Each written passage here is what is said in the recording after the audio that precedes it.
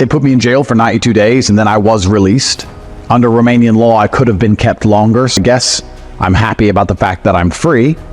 I'm very sure of my innocence, but it's a long process. And in many ways, I thank God for giving me this experience, because when you grow up as a young man, you dream of being an explorer, an adventurer, being monumentally successful and having a bunch of money and fast cars and seeing the 5-star areas of the world. But perhaps if you want to truly explore the map, you also need to see the other side of it all. And I'm glad I grew up in a humble background and a humble beginning. And I'm also glad that I got to experience a Romanian jail cell and the Romanian judicial system. So that's God's plan. Who are you today? How have you transformed? Well, that's a very good question. It's also very important when you talk about candidates from 10 years ago. The idea that you did something 10 years ago, which you would no longer agree with, is one thing. But the second thing, to come along to the conclusion that you now have no value to add to the world would be massively unfair, right? Everybody changes, and that's fine. I'm not the kind of person who's going to sit and apologize for his past. I believe all's well that ends well. I believe we're humans and we grow and we learn. I'd be a fool and I'd be disingenuous to sit here and pretend I was sorry for something I did in the past. And I'm not going to do that. I'm going to be very honest to everyone at home. I've talked at length for a very long time about my history and the fact I used to run a webcam business, and I don't feel guilty for that.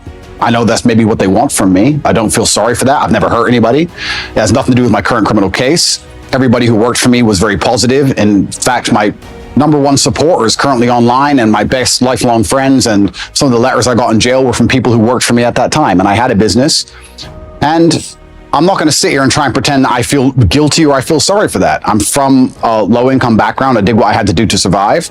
And truthfully, all in all, being very honest, I don't think what I did was really that bad. And I want to say that, and I know people are going to lose their minds for it, but I didn't sell drugs. I didn't kill anybody.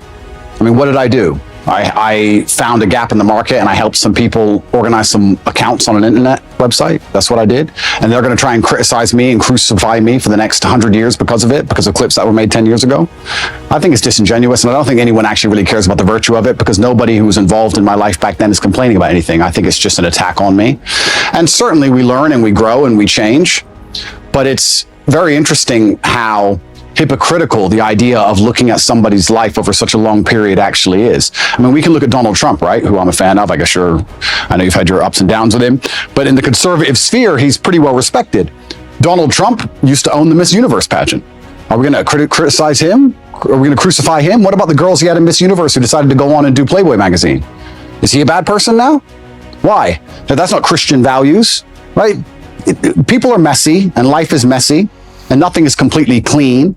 And this idea that you're going to find somebody, and 10 or 11 years ago they did something which might even be slightly distasteful, not even illegal, and you're going to crucify him forever, I just don't believe that's genuine virtue. I think it's just an attack. I would never consider myself a conservative from that standpoint. Right. I'm a rational actor. I'm a reasonable person. I'm intelligent. I use my brain.